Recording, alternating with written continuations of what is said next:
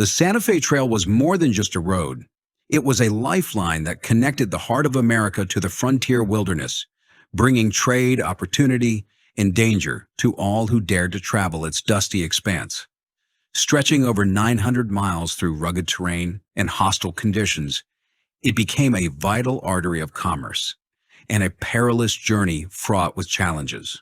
From treacherous weather to deadly encounters, life on the trail tested the mettle of even the bravest pioneers. Ready to uncover the brutal truths about this historic path?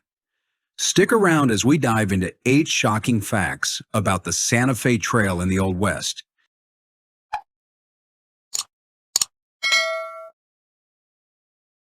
Challenges on the Santa Fe Trail.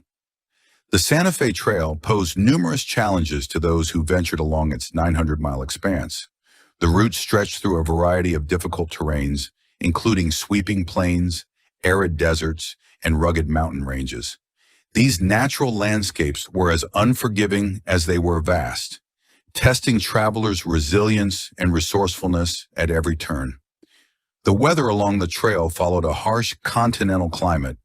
Summers were marked by intense heat and dry conditions, while winters brought prolonged periods of bitter cold. Such extremes made proper preparation crucial, yet even the best-prepared caravans found themselves battling the elements. Freshwater sources were limited, with the Pecos, Arkansas, Cimarron, and Canadian rivers offering inconsistent flows that could vary drastically throughout the year.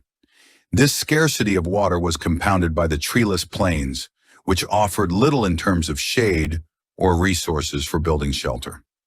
Unlike the relatively more stable Oregon Trail, the Santa Fe Trail carried the additional risk of conflict with Native American groups. The Comanche and Apache, who dominated the southern high plains, viewed the passage of outsiders as a direct infringement on their lands. Their intolerance for trespassers added an ever-present layer of danger, prompting Congress in 1825 to authorize federal protection for travelers. This decision was notable, as much of the trail lay within Mexican territory at the time. The lack of essential resources like food and water further heightened the risks. Travelers faced relentless exposure to the elements, including sudden and severe lightning storms. With few natural refuges along the trail, storms often left travelers and their livestock vulnerable. Spooked animals could stampede, causing additional chaos for those already contending with limited supplies and exhausting journeys. Wildlife, too, posed significant threats. Rattlesnakes were a constant hazard, and snake bites often proved fatal due to the lack of effective treatment options. These dangers prompted adaptations over time. Caravans grew in size to deter potential attacks, and oxen increasingly replaced mules as the preferred draft animals. Oxen were not only stronger for hauling heavy loads, but were also less likely to be targeted by Native American raiders, as they held less value compared to mules. Despite its dangers, the Santa Fe Trail was an essential corridor for trade and migration, symbolizing both the opportunities and the hardships of westward expansion. The trail's history reflects the determination of those who braved its challenges, shaping the legacy of the American frontier. The Santa Fe Trail in wartime. In 1845, the United States made the decision to annex Texas, a move that included territories claimed by Mexico, such as parts of present-day New Mexico.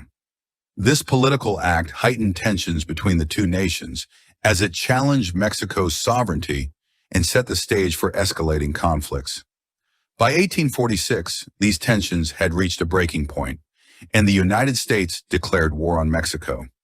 To assert control over New Mexico, General Stephen Watts Kearny was tasked with leading an expedition of approximately 1,600 soldiers along the Santa Fe Trail. Kearny chose the mountain route for his journey, believing that its challenging terrain would serve as a natural barrier against potential opposition from Mexican forces. The journey through the rugged Raton Pass was arduous for Kearny and his troops, testing their endurance and resourcefulness. Despite the difficulties posed by the steep and narrow mountain pathways, the expedition reached Santa Fe. Surprisingly, they encountered no resistance upon their arrival. This lack of opposition allowed Kearny to peacefully establish U.S. control over the region. a significant moment in the larger context of the Mexican-American War. When the war concluded in 1848 with the signing of the Treaty of Guadalupe Hidalgo, the United States acquired vast territories from Mexico. This included present-day New Mexico, Arizona, and California, effectively redrawing the map of North America and solidifying U.S. territorial ambitions. These acquisitions also marked a turning point in the nation's westward expansion, as they opened new opportunities for settlement and economic development. Although the mountain route faded in prominence after Kearny's campaign, it regained importance during the Civil War. By the 1860s, it became a critical supply route for the Union Army, facilitating the transport of goods and provisions to support military efforts in the Southwest. This resurgence highlights the enduring significance of the Santa Fe Trail as a strategic and economic corridor, adapting to the changing needs of the region over time. Cimarron route of the Santa Fe Trail in New Mexico. When William Becknell returned to Santa Fe, he sought a more efficient and faster path for his travels. Although historians debate the exact route he used on this journey, the path he followed on his return became known as the Cimarron route. This route quickly grew in popularity and became the preferred track along the Santa Fe Trail due to its shorter distance and perceived convenience compared to other paths. The Cimarron route began along the Arkansas River and passed through what is now Cimarron, Kansas, near the location of modern-day Dodge City. From there, it extended through southwestern Kansas and crossed into the western panhandle of Oklahoma. Travelers then ventured into Round Mound and Point of Rocks in New Mexico, continuing on to San Miguel. Finally, the route navigated through the Glorieta Mountain Pass before reaching its terminus in Santa Fe. One of the significant advantages of the Cimarron route was its length. It was approximately 100 miles shorter than the mountain route. This reduction in distance saved time and effort for traders and travelers alike. However, the path came with its own unique set of challenges. The Cimarron route passed through arid and sparsely populated regions, where water sources were limited. Travelers often had to plan carefully to ensure their livestock and themselves could endure the journey through these barren stretches. Additionally, while the route was considered less hazardous than its mountainous counterpart, it was not without risks. The open, exposed nature of the landscape made it challenging to find shelter from the elements or avoid potential conflicts with local groups. These realities required travelers to exercise caution and rely on their resourcefulness to overcome the hardships of the trail. Despite its difficulties, the Cimarron route became a vital artery for trade and communication between the Midwest and the markets of Santa Fe. Its role in connecting diverse regions of the frontier highlights the adaptability and determination of those who ventured along it, shaping the history of commerce and settlement in the American West. Bent's New Fort. Bent's Fort, often called Fort William, was established in 1833 by the Bent, St. Vrain and Company on the northern bank of the Arkansas River. This enterprise was managed by William Bent, his brother Charles Bent, and their business partner Cimarron St. Vrain. Initially, the fort served as a fur trading hub, catering to mountain men, settlers, teamsters, and Plains Indian tribes. Over time, however, it evolved into a vital stop for travelers navigating the Santa Fe Trail, providing a place to rest, resupply, and seek shelter on the arduous journey. The fort's significance as a center of trade and cultural exchange was undeniable, but it faced challenges over the years. In 1849, Bent's Fort was struck by a series of hardships, including disease outbreaks and economic difficulties. These issues made it unsustainable for the company to continue operating the fort, leading to its abandonment. William Bent later dismantled the original structure and in 1853 constructed a new trading post known as Bent's New Fort farther downriver on a bluff at a location called Big Timbers. Bent's New Fort became more than just a trading post. It served as a gathering point for diverse groups, including indigenous tribes, government representatives, and traders. It played a unique role as a neutral ground for discussions and negotiations during a period marked by increasing tensions between settlers and Native American communities. The fort also attracted military personnel, as its location became a strategic point for managing the growing challenges of westward expansion. Despite these efforts, the discord in the region continued to escalate, underscoring the complexities of cross-cultural interactions during this era. In the 1860s, the U.S. Army recognized the strategic value of the site and leased Bent's new fort, renaming it Fort Fauntleroy and later Fort Wise. The fort's role shifted to support military operations and facilitate discussions aimed at managing regional tensions. However, in 1867, severe flooding of the Arkansas River made the site uninhabitable, forcing the Army to abandon it. They relocated operations upstream, constructing a new facility called Fort Lyon. Decades later, the historical importance of the original Bent's Fort was acknowledged. In the 1970s, the fort was reconstructed as a National Historic Site, offering visitors a glimpse into its rich history as a center of trade, diplomacy, and cultural exchange on the frontier. Its enduring legacy serves as a testament to the interconnected lives and stories of those who traversed and shaped the Wild West. William Becknell, father of the Santa Fe Trail.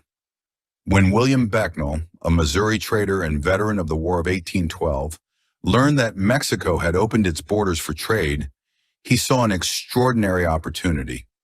Mexico's recent independence from Spain created new possibilities for commerce, and Becknell was quick to act.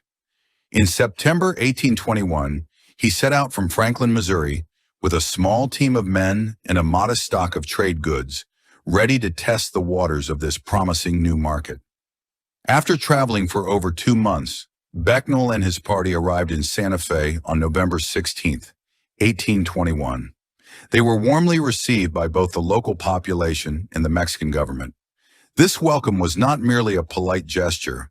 It reflected Mexico's eagerness to encourage trade with its northern neighbor, to strengthen its economy and build new connections. Becknell's arrival marked the beginning of what would become a highly profitable relationship between American traders and Mexican merchants. Enthusiastically invited to return with more goods, Becknell's success served as a catalyst for others to follow in his footsteps. The route Becknell initially followed to Santa Fe became known as the Mountain Route. It was a challenging but strategic path that took his group westward along the Arkansas River, across the Colorado Plains, and to the Purgatoire River. The most daunting part of the journey came when they traversed the rugged Raton Mountain Pass. This narrow and steep passage was treacherous, requiring careful navigation and perseverance. Yet it was a direct path into Santa Fe, making it a preferred route despite the difficulties. Becknell's pioneering journey was not just a single act of bold entrepreneurship. It symbolized the beginning of the Santa Fe Trail as a significant economic artery, connecting the American Midwest to the markets of northern Mexico. His success also demonstrated the growing interconnectedness of different regions during this period, laying the groundwork for a thriving exchange of goods, cultures, and ideas across the frontier. Before the Santa Fe Trail, for many years before the establishment of the Santa Fe Trail, trade had already been a significant part of life on the Great Plains. Indigenous tribes of the region engaged in a flourishing exchange of goods with early settlers, particularly those living in the Texas Panhandle. These interactions laid the groundwork for larger trade networks to develop as settlers moved deeper into the frontier. Over time, trade routes naturally expanded to follow the Rio Grande, which served as a critical artery for commerce. This growing network eventually connected to the Spanish colonies in New Mexico. However, the Spanish government enforced strict policies that forbade trade between Native Americans and settlers. Spain's laws reflected their desire to tightly control the economy and prevent outside influences on their territories. Despite these restrictions, some American explorers and traders attempted to establish connections in Santa Fe. Their efforts often ended in frustration, as Spanish authorities would arrest them and order their return home. By 1810, dissatisfaction with Spain's authoritarian policies was widespread across its colonies, including Mexico. A movement for independence began that year, driven by a desire for economic freedom, local governance, and an end to oppressive colonial rule. While the initial effort to achieve independence was unsuccessful, it set the stage for future revolts. Finally, in 1821, a decade of persistence paid off as Mexico gained its independence from Spain. This pivotal moment reshaped the region's economy. With New Mexico now part of an independent Mexico, the rigid restrictions of the Spanish colonial era were lifted. Merchants, settlers, and explorers from the United States could now openly trade with Mexico, giving rise to new economic opportunities and the formal establishment of the Santa Fe Trail as a critical trade route. This shift marked the beginning of a vibrant and challenging era of cross-border commerce that would help shape the history of the American West. End of the Santa Fe Trail. The Santa Fe Trail primarily served as a trade corridor, facilitating the movement of goods between Missouri and the markets of New Mexico. However, it also played a significant role in the migration of settlers, particularly during key events like the California Gold Rush of 1849 and the Pikes Peak Gold Rush in Colorado in the late 1850s. These gold rushes drew fortune seekers and adventurers who used the trail as a path toward opportunity, blending commerce with the westward expansion of settlement.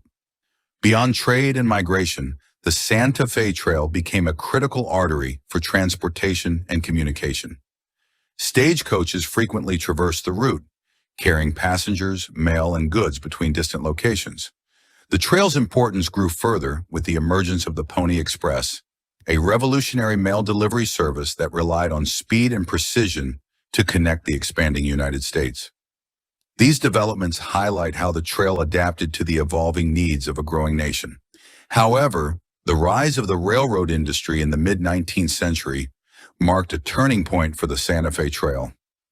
As the Union Pacific Railroad extended its tracks westward, it became evident that traditional mule and oxen-drawn wagons could not compete with the efficiency and capacity of trains. Railroads offered faster, more reliable, and cost-effective options for transporting both people and goods, rendering the trail increasingly obsolete.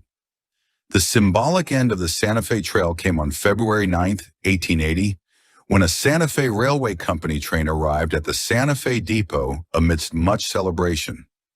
This moment marked the culmination of the railroad's expansion into the Southwest, effectively replacing the trail as the primary route for commerce and travel. Although active use of the trail has ended, its legacy lives on as an important chapter in the history of America's westward development. Please like and share if you find the video content interesting and useful. Don't forget to subscribe to the channel and comment below so as not to miss the upcoming interesting videos. Thanks for watching.